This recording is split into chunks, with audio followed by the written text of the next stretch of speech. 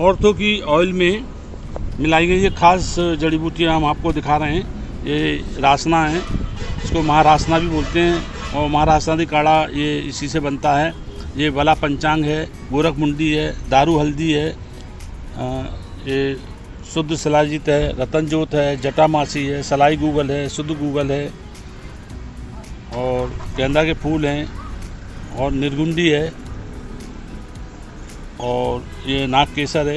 ये दर्द के सभी आइटम हैं।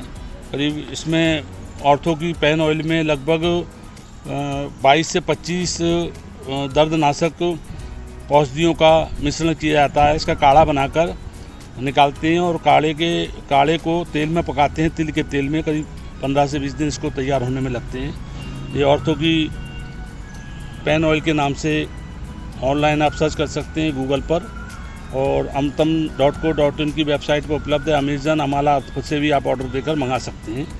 और ये 200 ml की पैकिंग में आता है और लगभग ये 1 माह करीब चलता है। साथ में औरतों की गोल्ड माल्ट और औरतों की गोल्ड कैप्सूल भी साथ में आप खाने के लिए ले सकते हैं।